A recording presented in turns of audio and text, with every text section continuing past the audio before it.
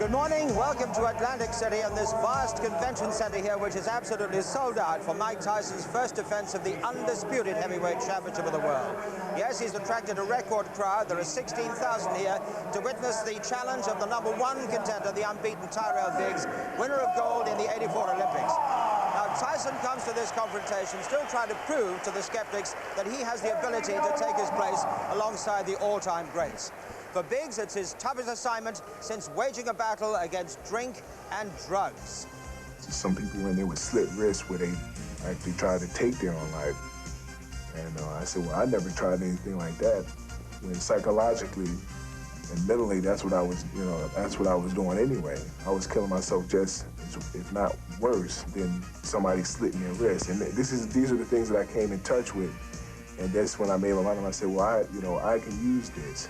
This is what's going to get me back in order. And if I can take these tools that they give you and use them the proper way, I can clean myself up.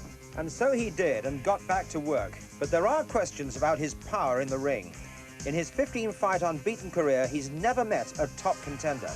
Last March in Las Vegas against the unranked journeyman David Bay, he came within an ace of defeat. In round 5, he sustained a terrible cut, which almost cost him the fight and a shot at Mike Tyson. He really had to turn on the power to survive. And he's trying to do it now, Biggs. Full marks to him. He knows it's a desperate situation, and he's done it, I think, in the 6th round. What a tremendous effort there by Tyrell Biggs, and he's shaking his head to the corner there. David Bay just doesn't know where those punches have come from. As good as I am, I know that I know how good I am. And for me to have been criticized and the whole shot, I mean, I owe it to myself to go out there and beat Michael Tyson like I am his dad. He's made for me, Tyson. I owe it to myself to go out there and beat this fella and be called the new undisputed heavyweight champion in the world. At 6'5", he'll certainly have a height advantage on the champion. Arguments have raged about how tall Mike Tyson is. He's certainly short for a heavyweight, some say 5 feet 10 inches, but he has been measured at 5 feet 11.5. Tyson's opponents have averaged 6 feet 2.5 inches, and only 2 have stood less than 6 feet. It's often said that taller fighters do enjoy a distinct advantage, but in Tyson's view, these fighters have a marked disadvantage. I think it's to my advantage, because most fighters are used to fighting opponents 6'3", 6'2", the average heavyweight. And I feel that I use it to my advantage because I move my head, I'm very quick, and I'm low to the ground, and it's very difficult to hit me.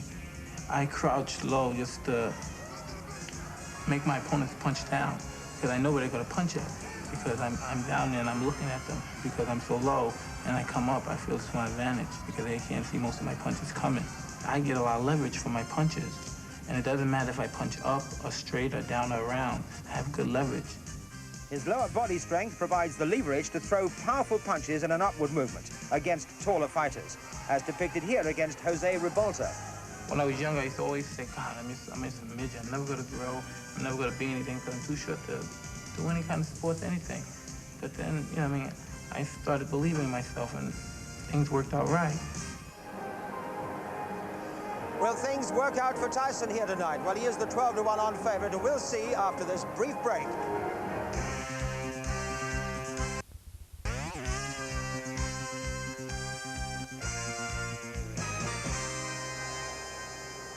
Welcome back to the Trump Plaza Convention Center here in Atlantic City for Mike Tyson's defense of the undisputed heavyweight championship of the world against the #1 contender, Tyrell Biggs. With me, of course, is Jim Watt. Jim, do you think that Tyrell Biggs has got the ability to even stretch Tyson? Well, Tony Tucker showed us that Tyson can be frustrated by a fast-moving opponent, and that is the kind of style Tyrell Biggs has. If Biggs can get through the first 2 rounds when we know Tyson's at his most dangerous, then there's a chance he can maybe have some success surviving, but I don't really think he has a serious chance of defeating Tyson. He's enjoying a 5-inch height advantage. How much difference would that make, do you think? Well, I don't know that it is an advantage, because Tyson has based his style on aggression, keeping close, and we are told that he intends to work to the body a bit more, so I don't think Biggs' height is going to be an advantage. It may be more of a disadvantage. We're looking at Tyrell Biggs in the ring now, and here comes the champion. Kevin Rooney is leading him in. There's the undisputed World heavyweight champion, unbeaten as we know. 31 contests, 27 inside the distance, all wins of course. And do you think we're going to see a rather more mature Tyson this time, Jim? Well, Tyson is still learning, we have to remember. He's only 21 years old. He's been frustrated in 2 out of his last 3 contests. So I think in the gymnasium he must be thinking about this. He must be working on technique. His technique still leaves a little bit to be desired. And I think we're going to see an improvement every time he goes into the ring. And we'll probably see an improvement tonight. We've been talking to Glenn McCrory, of course, who's been working with him in training, our own Glenn McCrory, from Tyneside. And he was saying that he's been doing a lot of work with body punches. Yeah, well, being Tyson is so much smaller than everybody else. I think the one part of his technique that's been left lacking is body punches. He's been known to lunge at opponent's head when he becomes a bit frustrated. I think if he works to the body, his punches will land much more clearly, much easier, and would obviously slow opponents down. If he'd slowed Tony Tucker down with body punches, he may have stopped him, but he headhunted far too much in that particular point. It'll be interesting to see whether he gets into that frustration that we've seen him experience, you know, after the first 3 or 4 rounds, if he's not actually getting there. Well, Tyson keeps the same pace going even when he is frustrated. He doesn't allow his work rate to drop, so there is still always the chance he's going to win by knockout. He's such an exciting fellow. We're looking at Tara Biggs' record there. It's 15 wins, he's unbeaten, 10 out inside the distance. But has he beaten the kind of opponents that you think gives him a chance? He has not faced the quality that Mike Tyson has faced, no. I can't really give Biggs a serious chance of victory. He's a very talented boxer, a very good amateur. He still has retained some amateur faults, but because of his height, if he manages to get a bit of space between himself and Tyson, he could probably survive for a few rounds. I think that's the best we can hope from him. I don't know whether you want to make any kind of prediction, Jim, because you're rather shy of doing so. Well, it all depends how soon Tyson gets to Biggs. It also depends the tactics Biggs has in mind. If Biggs wants it, he's been saying some arrogant things, but if he squares off to Tyson, he could end up in trouble quickly. Well, Jim, thank you very much indeed. You're going to go down ringside, and let me hand over to ringside and our commentator there, Reg Guthridge. Well, there it is then, with your ringside seat for this big fight, and it's really buzzing here. Here's the rundown. As you can see, age is different and all that kind of thing. And the weight difference, this is the lightest that Mike Tyson has been in 5 title fights. And here's the MC, Michael Buffer. To one of sports and boxing's finest journalist. Would everyone please rise for silence as timekeeper Roosevelt Gilbert tolls the final count of 10 for the late Dick Young. This is a tribute to the New York Post columnist Dick Young, of course, one of the veterans of the fight business, and they're tolling the 10-second bell.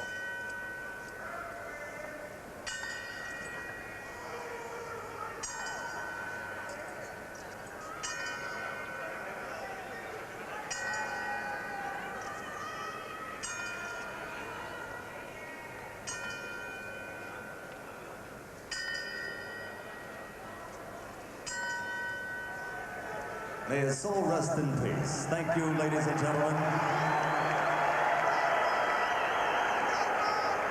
And now, ladies and gentlemen, this is the... And there are the judges, and who knows, they might be a bit superfluous, I would have thought. And the referee, Tony Orlando.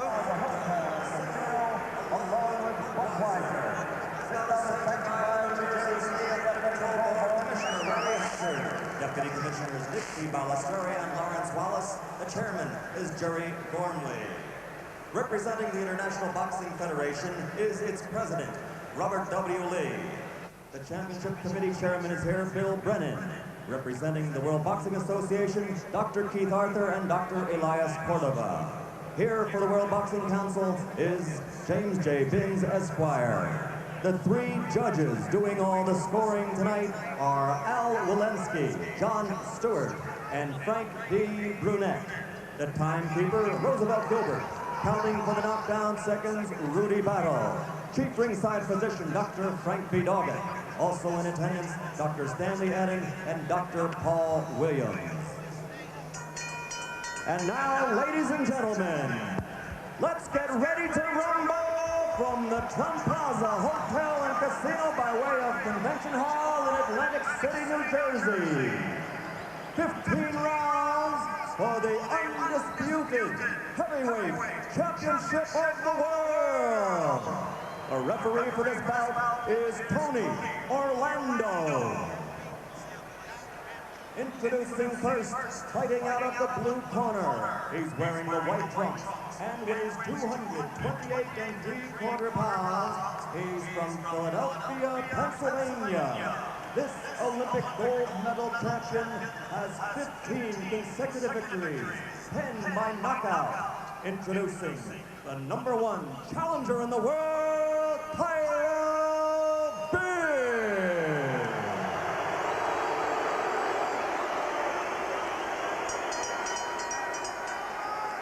Fighting out of the red corner, wearing the solid black trunks.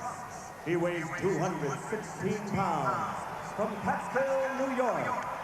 27 of his 31 unblemished victories are by knockout.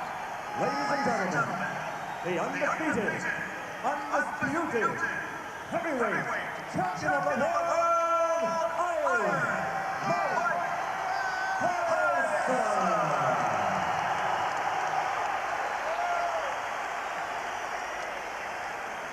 So excitement suitably whipped up then, and this is a point where I think Tyson looks at his man and says, your face or mine.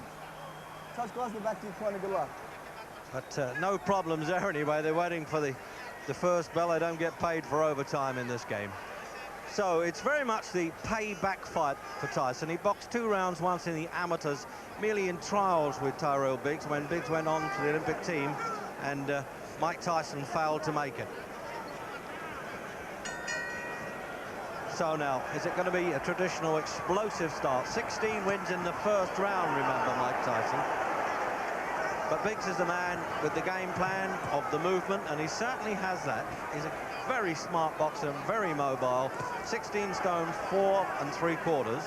He weighed 16.7 against Lorenzo Boyd in Texas in July, which was a total mismatch, so we're not too worried what he weighed there. And Tyson is lightest in his 5 title defences at 15 stone 6. Still a big boy, isn't he? Whether he's 5'11 or 10'11, it doesn't matter. The punches count. If you're good enough, it doesn't matter if you're small or not. Marciano and Frazier prove that.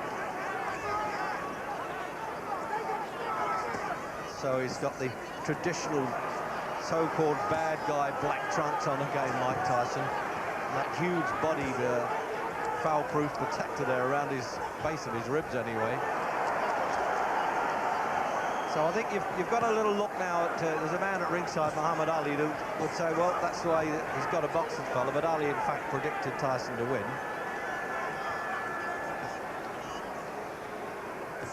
So you wonder, Jim, all those years ago with head guards on in the amateurs when they just messed around for 2 rounds in Olympic trials, whether he's got the confidence enough, Biggs, even from that. Well, he started the only way he should start. He's trying to get as much space between Tyson and himself as possible. Already has shown that he has the talent to frustrate Tyson, although Tyson hasn't really been throwing too many yet. Here he comes in now. But Tyson hasn't really been as wild as we've seen him in some of his previous first rounds. Well, there's going to be delay here if he doesn't knock Biggs over, because that bodyproof protector's already come unbuttoned at the back there, Jim. You remember we had that with Tony Simpson against Marvin Hagler, which was a bit embarrassing. There it is. No, he's not going to. He's going to let it go to the end of the round. It's a shame to do that. Tyson's really firing, isn't he? He's got juiced up for this fight.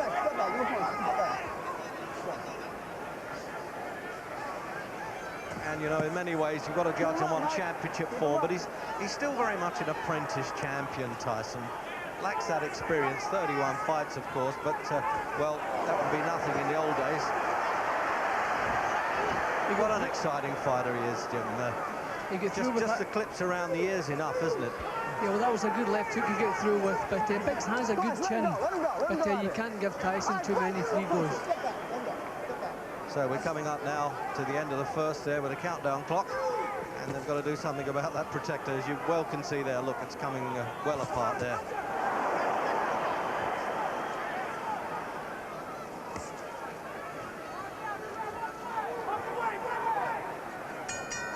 Well, it's always a relief to hear the end of the first round, and a bit of an argument going on as well.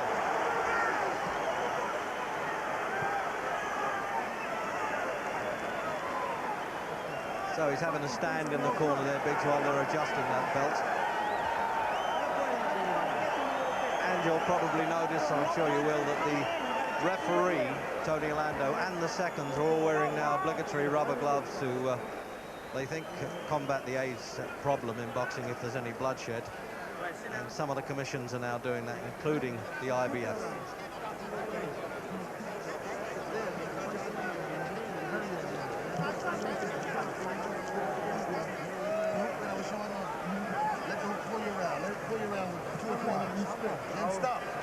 Very efficient corner, of course, with Biggs, with Dan Duva, George Benton. They've got a stable of champions.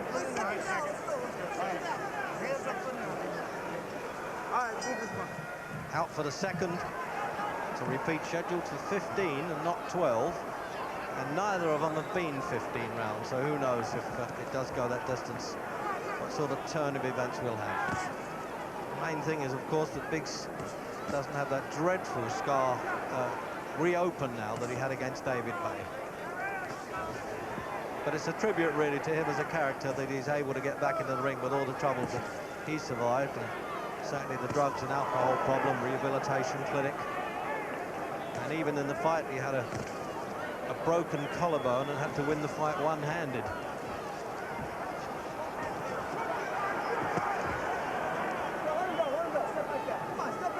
It's going to be similar to the Tucker fight for Tyson, isn't it? Now he's got to find his way inside there, Jim. It looks as though he may catch up with him, but it's getting a bit difficult. I think Tucker stood his ground a little bit more than Biggs has done so far, although it's very early. But Biggs is backing off all the time. But he's actually making a good job of it. He's not overawed. His concentration has been good there. That's been a feeling in some of Biggs' earlier performances, lapses of concentration, but I don't think that will happen tonight. Well, that was Biggs' game plan, wasn't it? He said if he can't knock me out, he can't outbox me, that's for sure.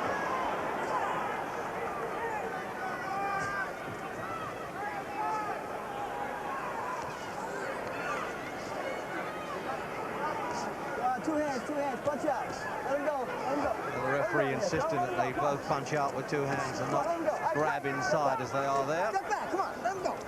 First championship fight at the heavyweights for this referee.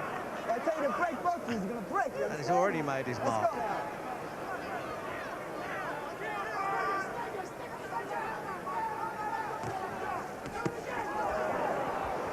Well, as the punch landed around the rear there, Jim, that'll cut down his speed a bit.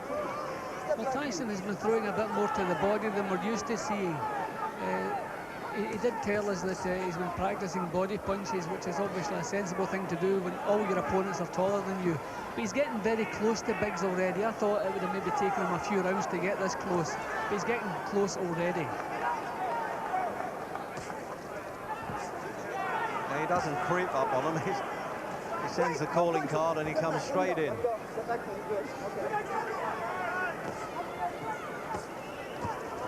Oh, good left hook there. He took that well, Biggs, but not for long. If he repeats that, he may run out of time in this round. And, of course, if he goes down at the end of the round, the referee would continue counting. But there are no 3 knockdowns in effect for this fight.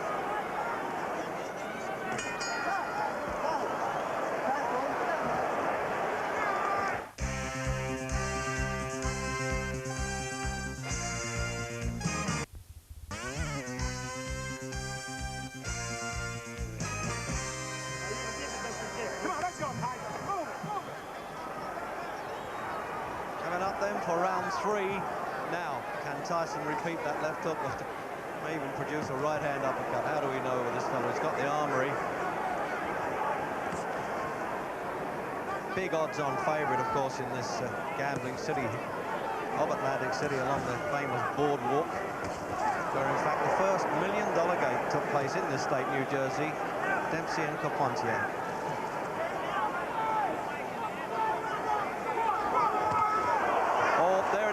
Jimmy, he showed that and it still landed, didn't it? See, Tyson is showing the feint now. He's getting a little bit of rhythm about his work now. He's showing a feint before he throws any punches. He's making Biggs make his move first. It looks as though he's solved them out already. He was getting very, very close in the second round, and now he's putting a little bit more thought into his work.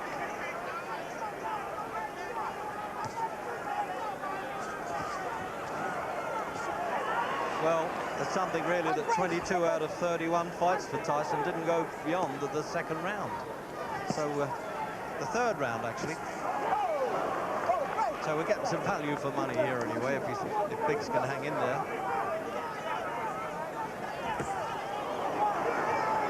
Oh, he's digging those punches into the ribs as well.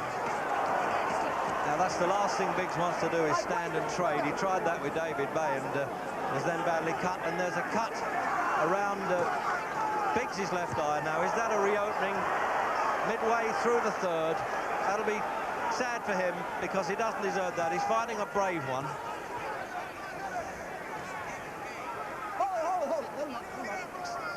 Anywhere around there, Jim, must be on or near the original cut, mustn't it, as we remember it? Yeah, it looks the exact same place. Biggs is not having any success pulling his head out of trouble. I think he's going to have to try and block the punches rather than pull away from them. When he pulls away from the first punch, he has nowhere else to go, and when Tyson follows on, he's taking too many punches. He's going to have to try to block some of the punches. But as we said earlier, I think it's a lost cause.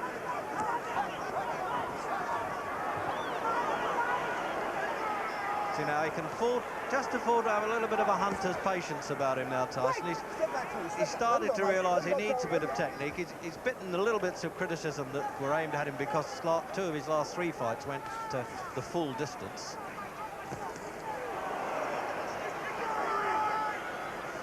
I don't think we give Tyson the full credit for the jab he has. Oh, good left hook.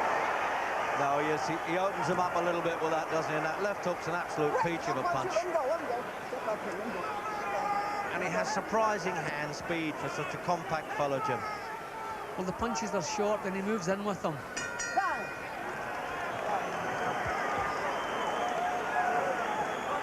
Well, now that corner's really got to work quickly on that. Ace Marotta is the Duvacant cut man. And as I say, they're the white gloves they're all wearing. And the doctor from New Jersey Commission is in there. He's allowed to get in at any time. And he will advise the referee. In fact, his word will count according to the rules meeting. There's no disputing that. And that was the previous cut that you saw there. And there they are working on what we presume is a reopening. Now the doctor's also having a chat with the referee here at the end of the third, but he's leaving the ring. Jim, let's just get a look at that there. You see, he can throw them there and misses with that one. Not one of Tyson's better attacks, but that was a point that you could see the cut around the eye closely. And they're putting what looks like adrenaline cream in there. Into round 4.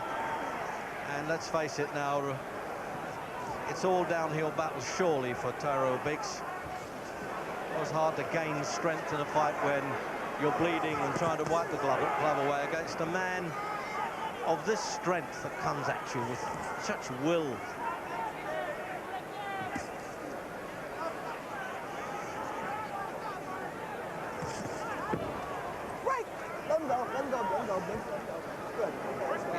He looks in a little bit better shape. I know he was lighter, Jim Tyson, than he did against Tony Tucker. Do you think that's made a bit of difference with his speed? It's possible because he is looking very sharp. I was surprised how soon he got so close to Biggs. But poor Biggs, how do you prepare for a man like Tyson? No sparring partner even comes close to this machine in front of you. It's impossible to prepare for this kind of fight. I think even Biggs must be surprised at the strength and power Tyson has. Well, Tyson employed Glenn McCrory from Durham to try and do his hit-and-run stuff in the gym, and apparently he survived it pretty well.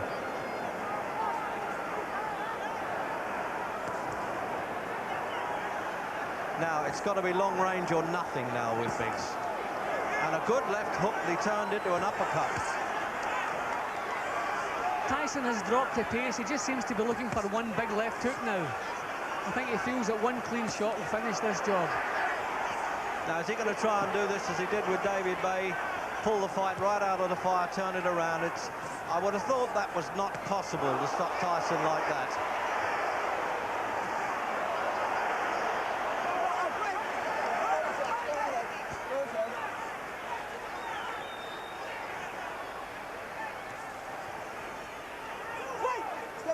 Well, whatever big money in terms of millions of dollars that they're drawing for this fight, Jim. It's worth it where Biggs is concerned now. He really is in a rough ride, isn't he? Yeah, and he really is putting up a show. Nothing is really going his way. I think the cut was just the final insult.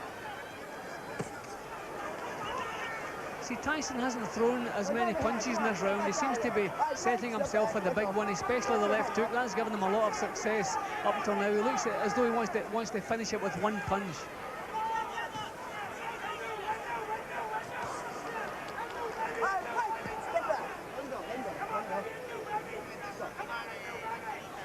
He walks straight in on a straight track there, doesn't he, Tyson? He really hounds his man all the time.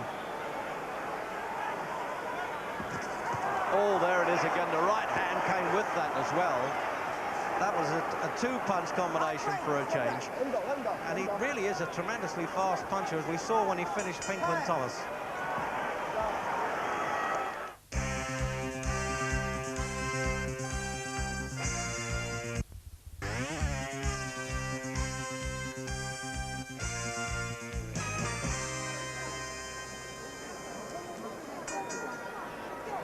Coming out for the fifth, and they're doing a good job there in Biggs' corner, and they'll need to, because it's more than running repairs he needs at the moment. Where Tyson's got this what seems an obsessive commitment when he's got a man on the hook like this, and having been an expert that's watched all those old-time films many hours, he really knows, learned a lot from those guys. He doesn't ever want to be compared with them, he says, until he's proved himself in a few years' time. Imagine how good he can be. They've staunched the eye reasonably well, Jim, haven't they? You've had that problem, obviously. Yeah, they've done a good job, because that is a bad cut. Biggs looked heartbroken as he went back to his corner at the end of the fourth round. I thought maybe his heart was leaving the job, but he's come back again, and he's trying to get himself, getting punches off and trying to get himself back into it. But Tyson has lost his rhythm. He seems to be setting with a one punch. He's not using the same rhythm he was earlier on in the contest. I think even his corner were saying to him, don't throw one punch. Get them out 4s and 5s.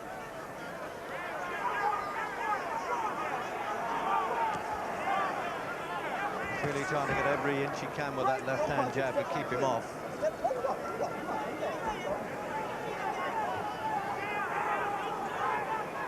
But that's the old pea shooter and the tank stuff, isn't it? Biggs leaves his chin so unprotected at times. He still has some of these amateur habits. He's too tall to do that against an opponent, especially like Tyson. But he seems to be hanging his head up there far too often. He has a good chin, already been knocked out long ago. He was knocked out by the Cuban Teofilio Stevenson back in '82. That's the only stoppage on his career record as amateur and pro.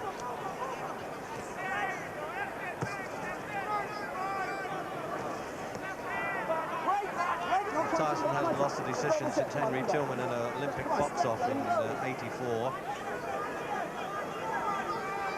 But 3 rounds, of course, was never enough for this little fella. Can you imagine calling him a little fella the way he fights?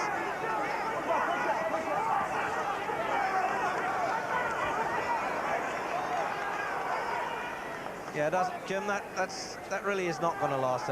It's unzipped like a purse there, didn't it, as he threw that right hand. I think there's blood coming from his mouth as well now. He isn't in a sorry state. I think this is going to be the last round. He's looking at the corner as well, as if to say, what do I do now?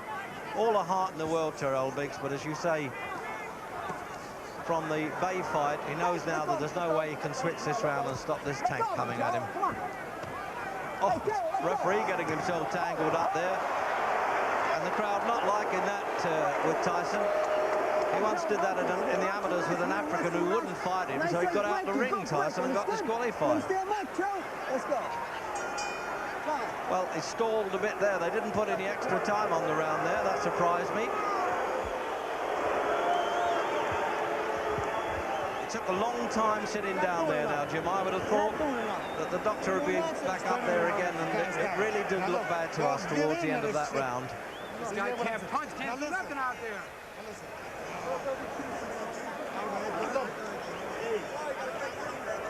Tell him. Don't trust the guy. Now look. Are you all right? Well, they got to pump him up with a lot of knowledge now. Jim, there's that wrestling sequence. Yeah, I think the significant thing here is how disheartened Biggs looks. And we saw him just before this, looking over to his corner. He really looks disheartened now. Well, they're managing to getting him off the stall again anyway. I was wrong about that. I already did think that was the end.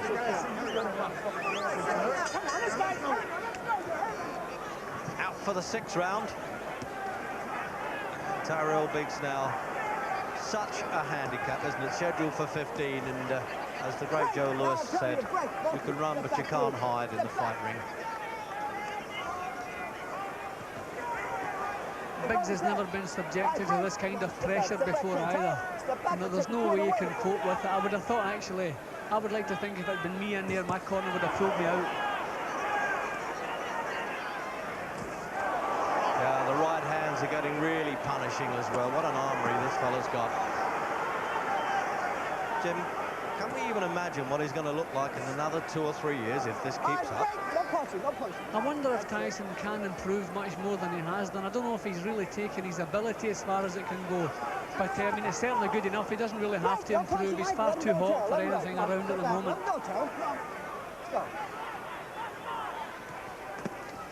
It's like a 20th century caveman, the way he's going in there. But, you know, he's got sort of a hidden skill in many ways, Jim, hasn't he? He does some very smart things as well. Well, you have to remember, he's in with an excellent boxer, Olympic standard, but he hasn't taken too many because he exerts so much pressure. The other fellow is always on the defensive, so that is part of his skill.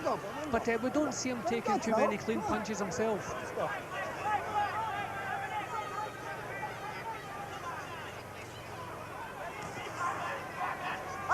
Let him go. Let him go.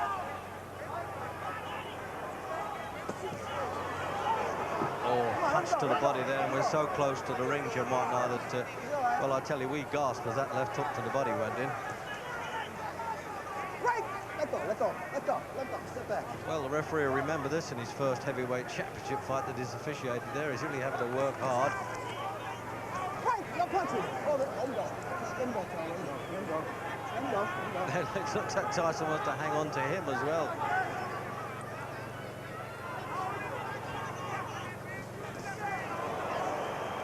Don't punch it, let him out.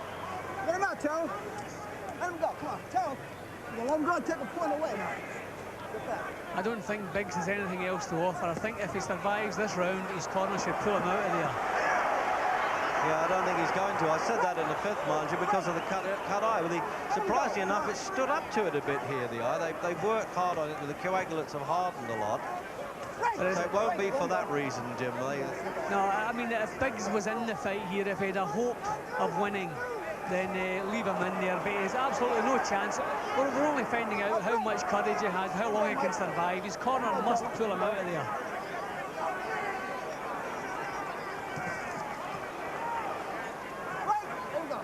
Well, I know trainer George Benton's a compassionate sort of a guy, and he's done this all himself. I would have thought he'd be one of the first to offer him to get out of there. So the doctor's over there now, having a look at Biggs again. And we really don't need any distractions at this stage of the fight. Conversations inevitably with doctor and referee, who are talking to Larry Hazard, the chairman of the New Jersey Commission. Get to the side. Play with this guy now. You understand me? This guy's got nothing. Give him the feint. Like you did before. Give him the feint. Give him a feint. Step to the side. You're taking the best he's got. So what the hell's wrong with you? Fire back. Well, from that lip reading, Jim, I would have thought that the doctor's saying you better watch it in this round to the referee, don't you? Yeah, well, I don't even think it should be up to the doctor. I think Biggs' corner should be saying, you've done as good as you can do, Tairell. Let's just get you out of there. Round 7. Yeah, I agree with you. The lad's really put up a really good show. I say the lad, he's 26, he's 5 years older than Tyson.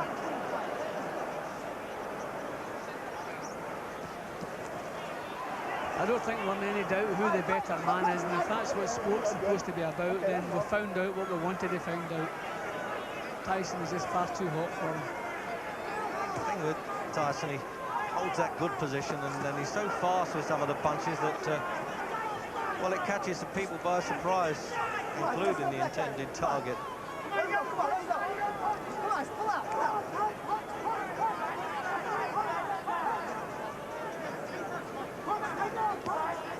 See, this is where we should expect a little bit more technique from Tyson. He's demoralised a man, he's slowed the pace down to his liking, but he's just gone in doing the same things all the time.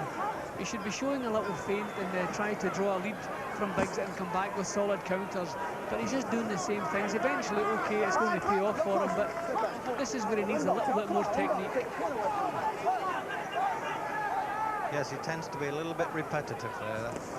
And as I say, although he's very much an apprentice champion, he is the undisputed champion in the world. He has to be judged at that level.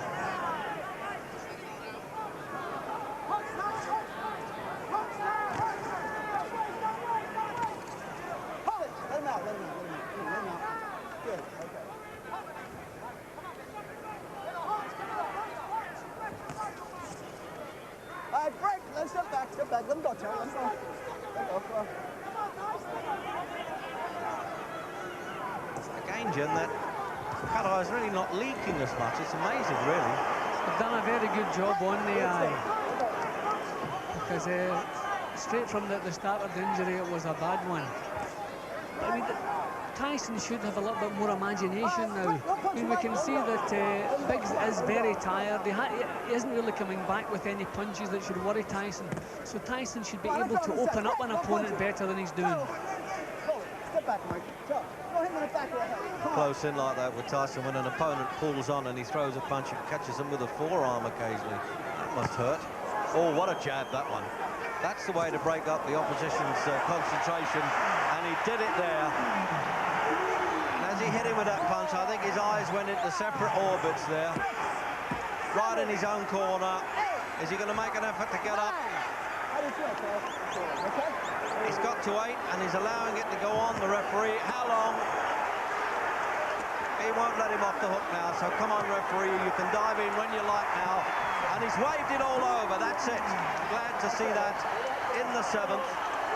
Tyrell Biggs was as brave as you could ever expect a challenger to be, but he was totally outpunched, and let's face it, from a fighting point of view, he was outclassed as well at the finish. Jim? Well, as soon as Tyson gets his chance, it's all over. He never lets anybody off the hook. I would like to have seen Biggs been pulled out of there. He'd done his best. There's no way he could ever win this contest, but his corner kept sending him up. But once more, a tremendous performance from Tyson, especially when he got his man on the hook. He didn't waste any punches. Every punch he threw was a jawbreaker, and there we have Tyrell Biggs. Hopefully, he's sitting up now, so hopefully everything is all right. Just 5 seconds to go there to the end of that round, actually. Not that it made any difference. Let's have a look, just a look at that replay of the finish now. When he caught him, there it is, the left hook yet again. Totally unbalanced. Lucky not to go right out of the ring now. That's where Muhammad Ali was sitting right behind him. Jim, have a second look from a different angle. He opened him up with the jab, then come up with the left hook he's been looking for all the way through the contest, and a cracking punch. Biggs did very well. I think he was wondering himself if he should stand up or not, but he did the brave thing and stood up. But the finishing punch was a cracker. See there, when he flopped, his head went there, flopped like Wurzel Gummidge on those ropes.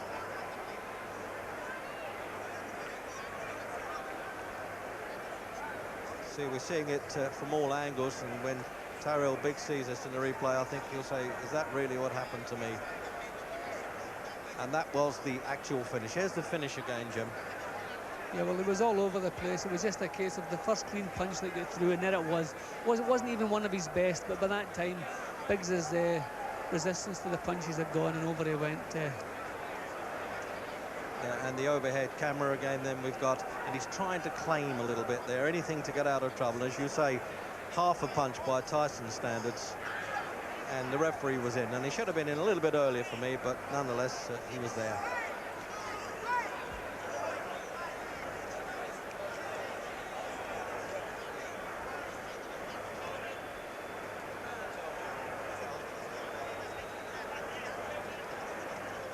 Ladies and gentlemen, the end comes at 2 minutes, 59 seconds of the 7th round.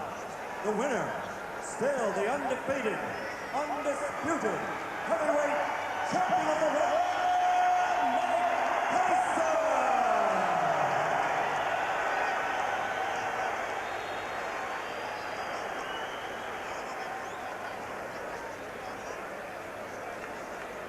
He came in sweating, and there it is, just pouring off there, Tyson, like a machine when he goes to work. So here's words from Tyson with our colleague Larry Merchant. A paint job and then sort of wrecked the whole house. Mike, he looked very impressive in the first round, looking like Ali, the way he moved and jabbed. What were your thoughts at that point, and then how did you attack him to stop that? Well, in my mind, I knew this was 15 rounds, and I was prepared to put the pressure on constantly for 15 rounds. You know, I was having a great time in there. I felt good. I was in the best condition of my life, and I did what I was supposed to do.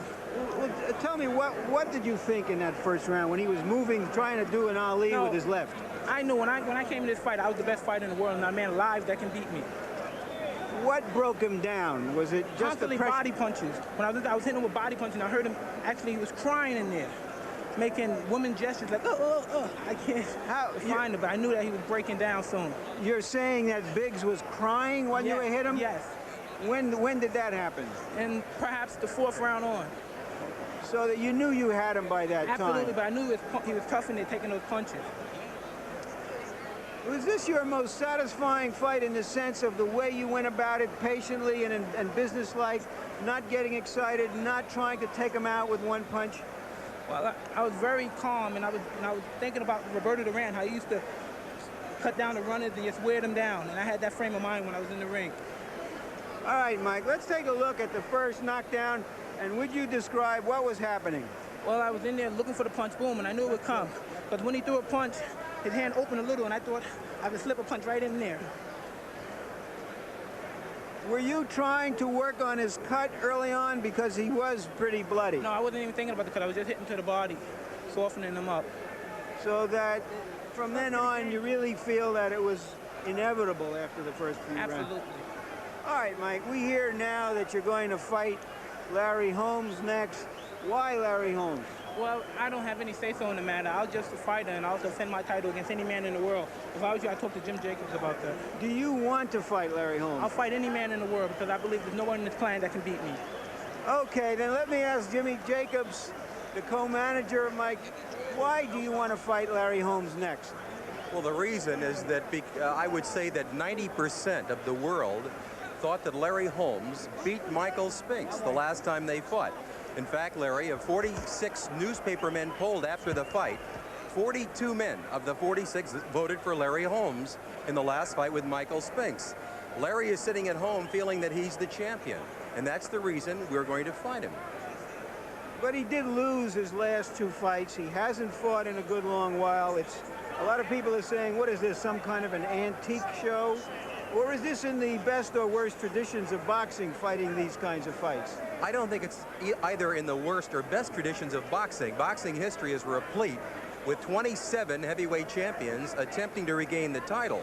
However, the champion we're talking about, Larry Holmes, was defeated by a split decision in his last fight against Michael Spinks, where everyone, even you, Larry, everyone, including you, thought that Larry Holmes won the fight. Okay, then what about Michael Spinks? That is the most attractive fight out there, according to everyone, and you can jump in here too, Bill Caton. What about Michael Spinks, and why aren't you going to take him on next, or right after next, or whenever?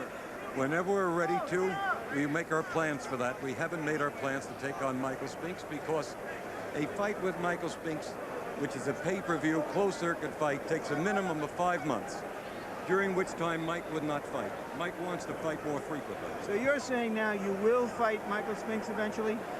I would say this, that Michael Spinks is definitely in our future.